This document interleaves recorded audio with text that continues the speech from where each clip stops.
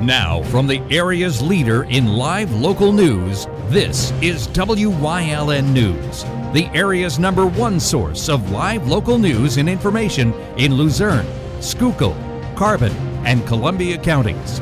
WYLN News starts now. Good evening, and thank you for joining us on WYLN News. I'm Preston Endress. Police responded to a shooting Sunday afternoon at a gated community near Lake Ariel in Wayne County. The shooting started around 3 o'clock p.m., leaving one security guard dead and 2 others injured. State police arrested 26-year-old Lucas Gatrell, who is accused of fatally shooting 55-year-old Jose Duran, who was a public safety officer, and injuring 2 others, identified as Gatrell's parents. The 2 injured were flown to surgery and are now in stable condition.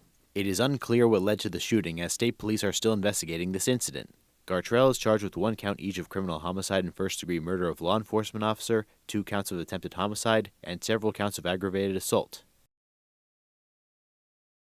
In Schuylkill County, the property reassessment project is moving into its final phase.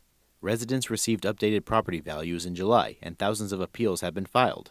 Final decision notices are expected to be mailed by November 15th.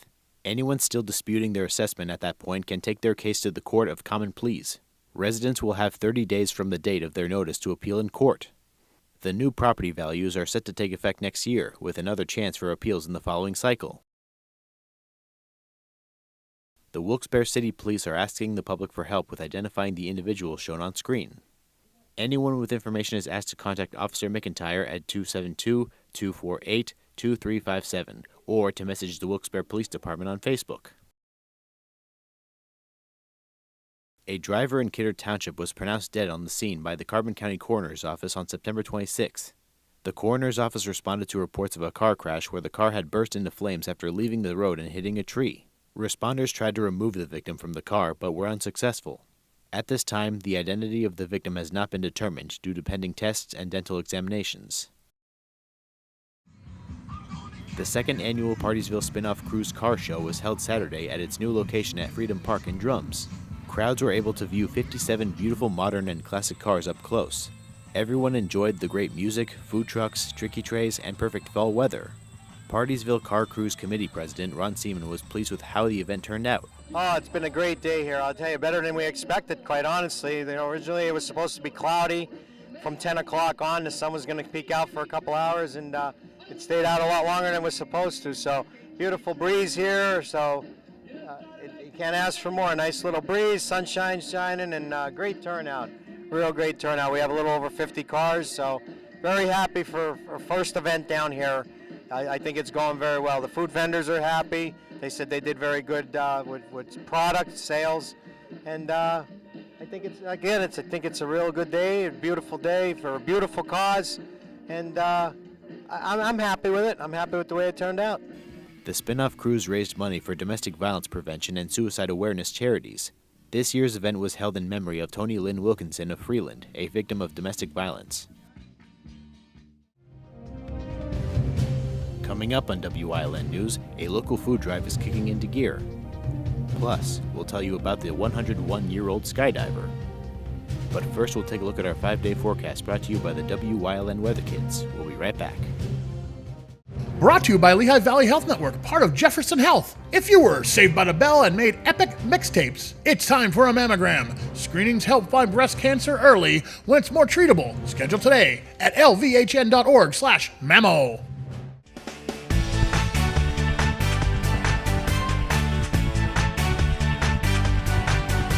My name is Charlie. I am 8, and the forecast for tomorrow is partly cloudy.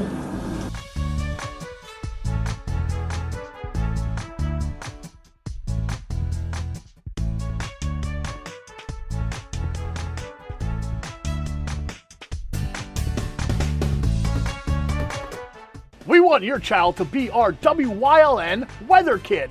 Your child can be our feature weather reporter of the day on WYLN News and WYLN social media posts, just by using your smartphone or any video recording device. It's easy. All ages are welcome, from toddlers to teens. To find out how, go to the weather section of WYLNTV.com or look for our post about it on the WYLN News Facebook page. Submit your Weather Kid video today. If you're looking for an affordable pre-owned car or truck, Cher's Auto Sales has a great lineup of clean, dependable, and quality vehicles. Stop in at 610 North Broad Street in West Hazelton, 570-454-7229. Cher's is proud to be celebrating 70 years in business. Come shoot at Whitetail Preserve 118 Boulevard Road in Bloomsburg. Their skeet, trap, and sporting clay fields are professionally designed, and all stations are handicapped accessible. Whitetail Preserve has resident shooting instructors certified by the NRA in shotgun, rifle, pistol, home safety, and personal protection in the home. Whitetail can also cater any size event, whether it be a private party, corporate event, or wedding. Call 570-384-2314 or 570-790-8969. PPW High Voltage is back. Join us for all the hard-hitting, high-flying, non-stop action that only PPW Wrestling can bring you. Join us each and every week as we bring you the action from the Slatington Expo Center, Saturdays at 4:30, Sundays at 10 p.m., only on WYLN. PPW Wrestling, the best in independent wrestling. Do you like craft beer? Do you want to learn the right way to sample wine? How about checking out a restaurant with a unique flavor or a crazy food challenge? These are just some of the things we are featuring on Wine, Hops, and Road Stops. So, spend some time learning about great wine, great beer, and great food on WYLN TV 35.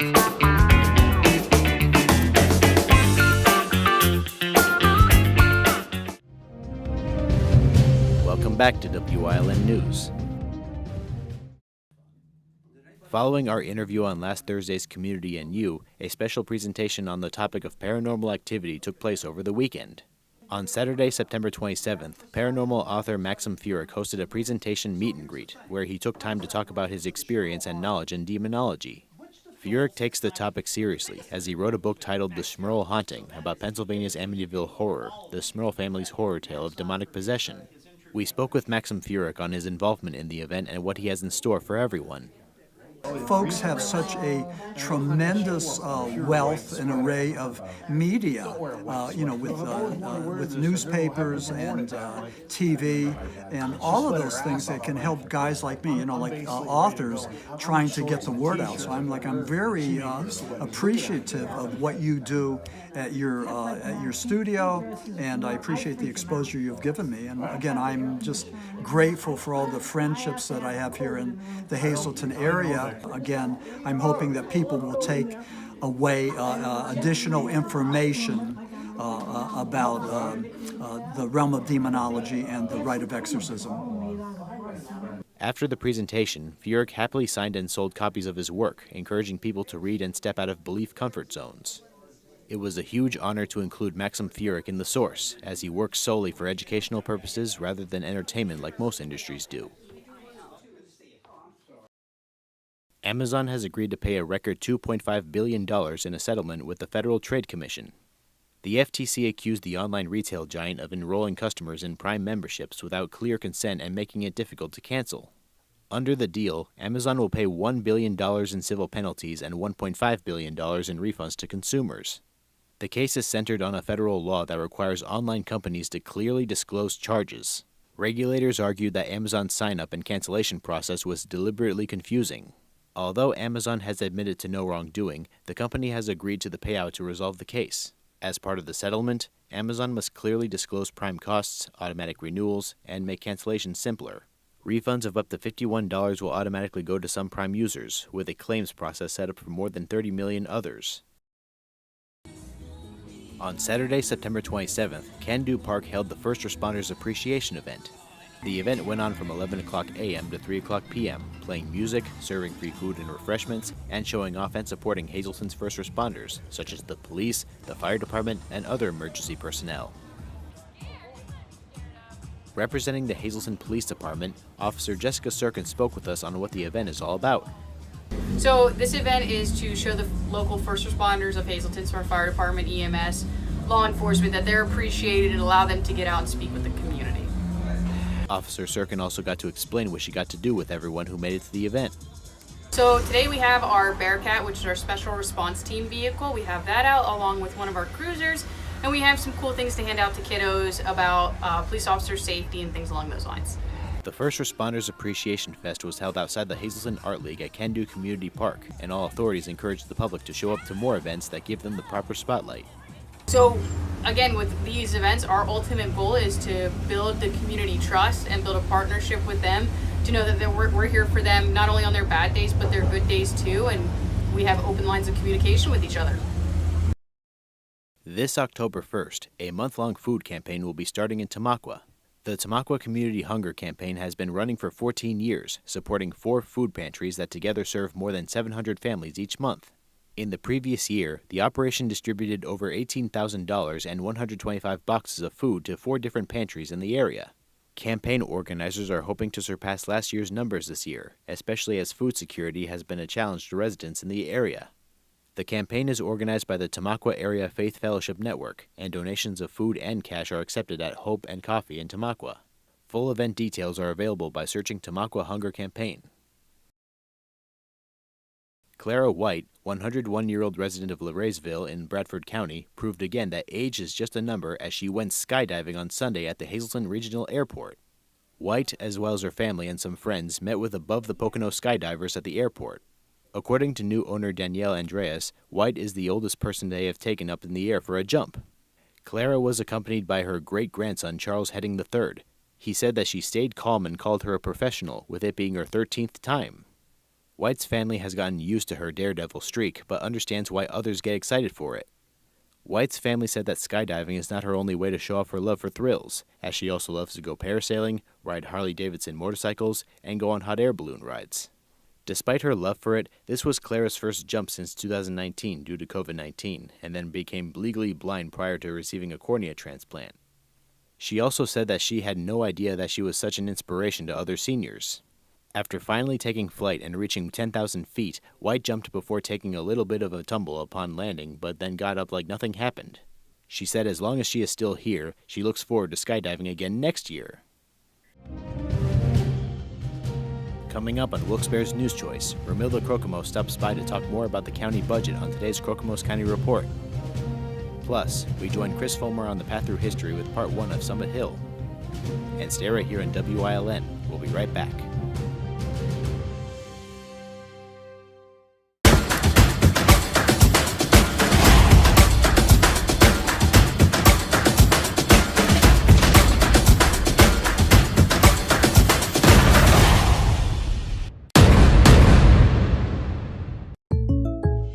When you bundle home and auto, life can be easier. You choose coverage that makes sense for you, at a price that's right for you, and a local State Farm agent who's there for you. Call State Farm agent Pete Casalicka in the greater Hazelton area today. For a better customer experience, visit Fairway Subaru in Hazelton. Fairway Subaru has been providing generations of customers with Subarus. With exceptional customer service they've come to expect. Check out our selection in person or at fairwaysubaru.com. Fairway Subaru, the right car, the right price, the right dealer. This week's episode of Let's Talk Chiropractic, we're going to have a guest, Claudine, and we're going to talk about her experience with chiropractic and some of her personal experience with autoimmune diseases.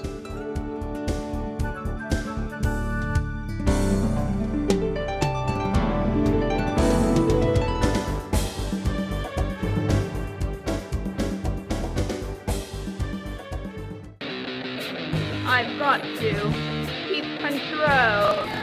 Celebrate the 50th year of the Rocky Horror Show with the Nuremberg Community Players. Better wise up, get it wise. Picture show.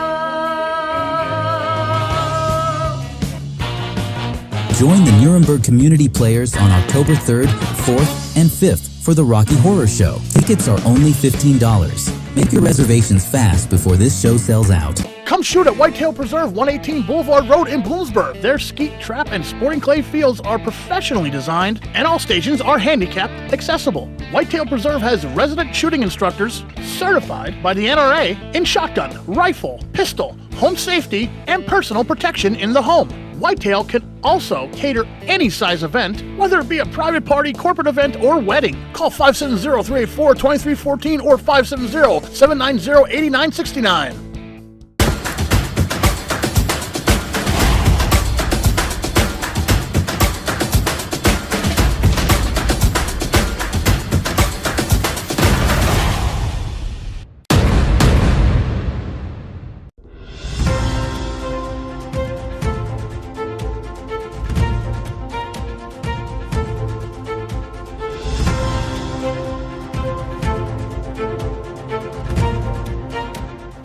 welcome to Kokomo's County Report. I'm your host today, Preston Andrews, and here with me is Romelda Kokomo. How are you today? I'm doing well, Pumpkin Spice. How are you?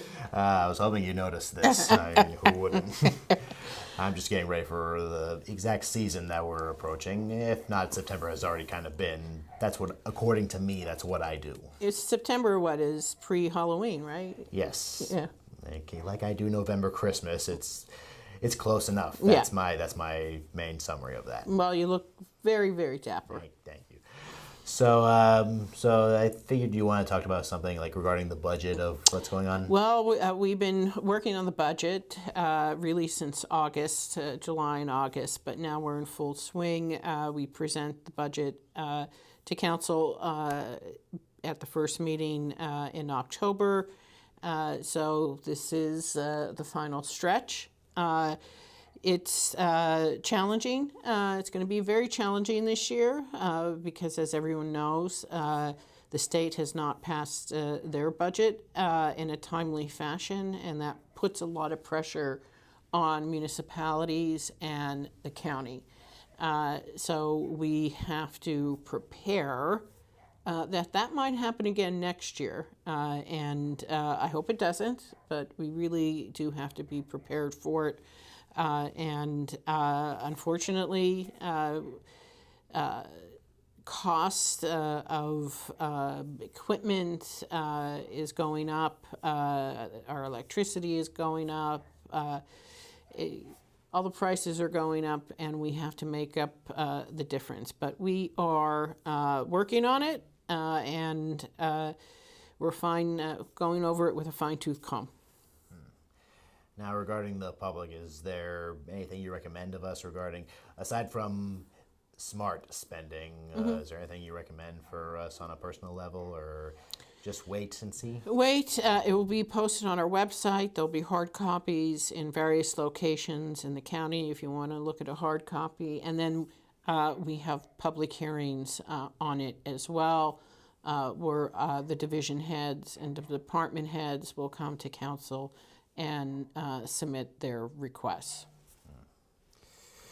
Yeah, well, that's like I say a bunch of times. It's money. It's a very important. Money is very important. Yeah. Very, very important. Because we do not want. Because if we are not smart with this, we definitely do not want us to end up in a second Great Depression, unless there's already been one that I'm just not aware of, because I've only learned about that one in the 30s. That's pretty much it. Right. Well, we have to provide services. The county provides an enormous amount of services, and we have to make sure those services not only continue, but they get better, and we meet the challenges, and we are. Well, good. And is there anything else that you wanted to bring up for this? Well, I'm wearing the patch of our emergency services. We combine 911 and EMA, and it's going really well, and I'm very proud. It's one of the many services that we provide to the county. It's a 24-hour operation every day of the year. But we got some very, very good news. Our training, we do internal training. We have a person on staff who does the training, and that person has been recertified under the APCO's Project 33 Agency Training Program accreditation. And what makes it even more special is that we are one of 120 911 centers across the country that have this accreditation. So only 120 911 agencies have this accreditation, and Luzerne County is one of those 120. Lucy Morgan oversees emergency services, and I can tell you, ladies and gentlemen, Luzerne County is prepared. That sounds great, yeah. Yeah, just know we need all the help we can get, and the more the merrier. Right, and we don't have to send people out to be trained. They can stay, they're in the facility, they don't have to leave Luzerne County to be trained, which saves not only time but money. Yeah, we don't want to do everything the hard way. Right. Yeah. Because I know we have to do a lot of complicated things to grow as a person, but sometimes there's the things, think smarter, not harder. Harder, that's right. More responsibly is what we prefer, obviously, on every occasion, every situation, every scenario. Right. Yeah. Well, that's something. Well, we always look for good news, especially on. It's a very good news, especially for the emergency services. Okay, so that's all you had to say for today. Well, today, yeah, we'll be back. I'll have more information on the budget at the next meeting, and at the next episode, and maybe I'll be celebrating Halloween as well. Yes, I look for every excuse to wear something fun. Okay, with that said, let's see. I guess we covered some good stuff on this week's Kokomo Scanner Report. I guess we'll see you next time.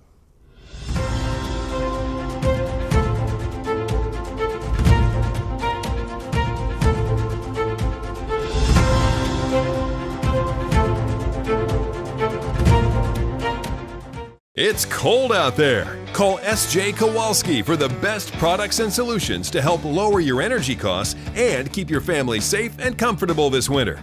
Our professional team has unparalleled experience with all the latest innovative types of heating systems. We're a Lennox Premier dealer, installing high-quality equipment, providing the ultimate experience in comfort and climate control while being energy efficient.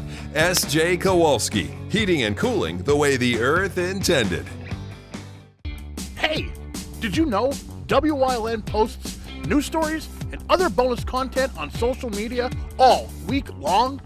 The Weather Kids, Fresh from the Farm, Everyday Heroes, Let's Talk Sports, Feel Good Friday, daily news stories, and more. Visit WYLNTV.com, Facebook, and YouTube to check it out. Wyln, the local leader on social media. We're your local network.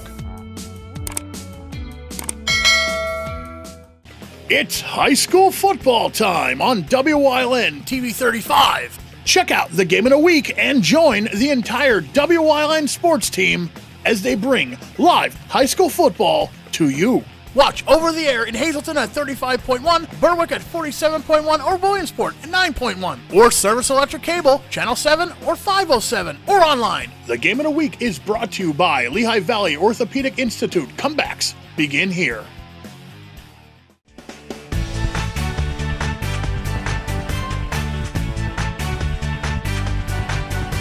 My name is Charlie.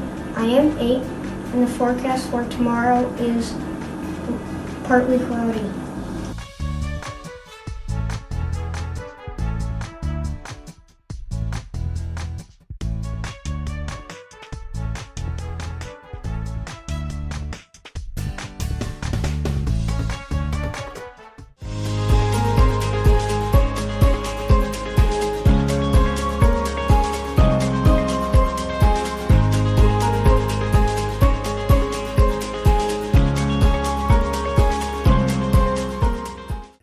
Everything that came to be on top of Sharp Mountain can be traced back to hunter Philip Ginner.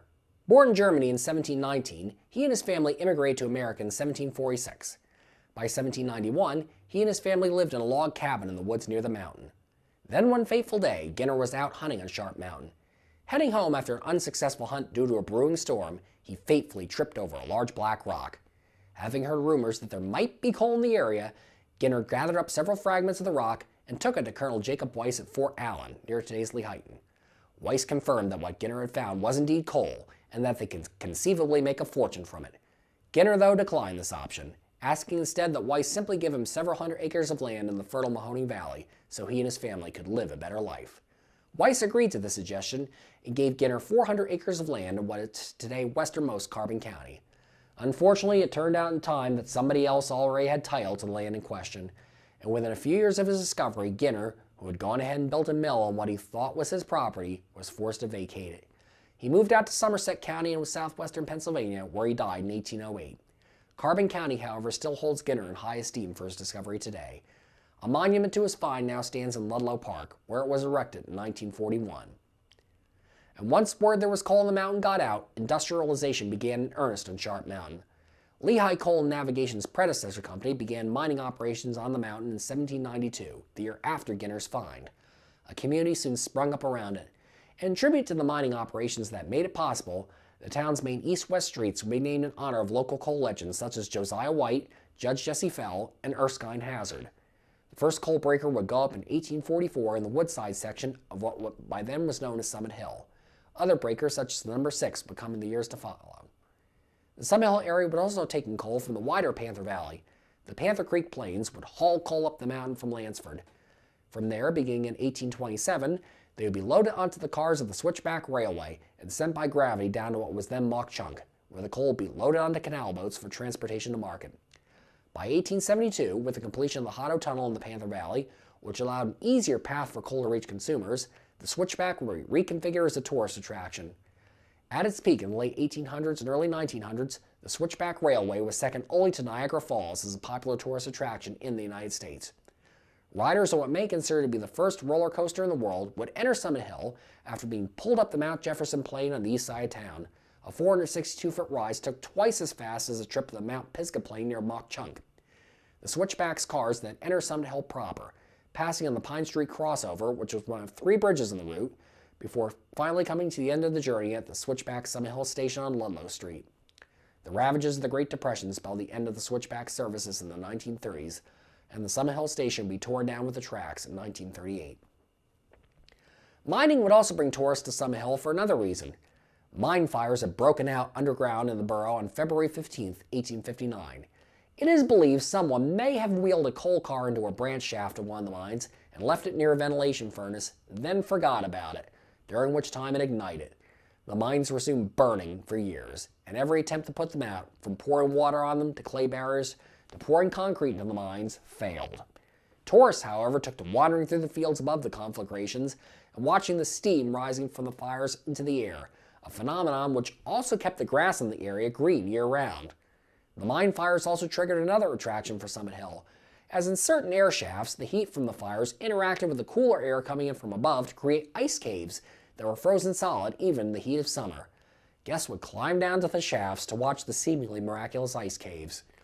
The end for the burning mines finally came in the 1940s, when strip mining, which also destroyed the ice caves, finally allowed the fires to be extinguished. Due to all the mining operations by then going on down the Panther Valley, there wasn't much space for cemeteries in Lansford and Coaldale. Summit Hill thus became the place for local burials. On the east side of town, between Hazard, White, and Ludlow streets, 9 cemeteries, among them the Grand Army of the Republic Cemetery, Sacred Heart Polish National Church Cemetery, St. John Slovak Lutheran Cemetery, and St. Mary's Russian Orthodox Cemetery, sprang up next to each other. Today what has become known as Cemetery Row is the final resting place for over 10,000 souls. Among them is, notably, the grave of the first European child born in Mauch Chunk, Josiah White, Erskine Hazard, George Frederick, Augustus Otto Brink, and 77 Civil War soldiers in the Grand Army of the Republic Cemetery, Soldier Square.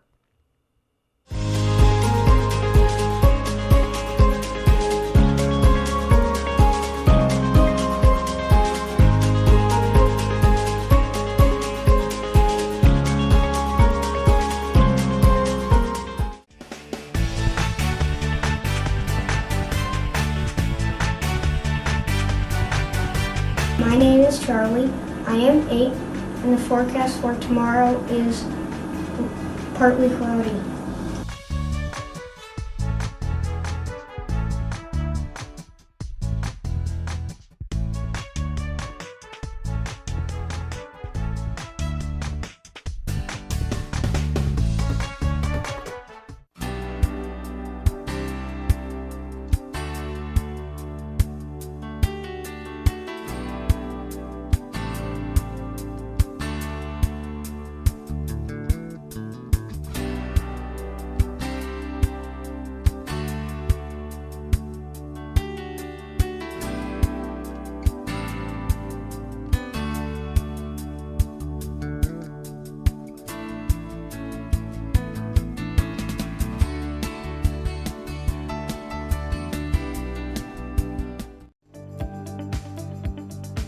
You're watching WYLN TV 35,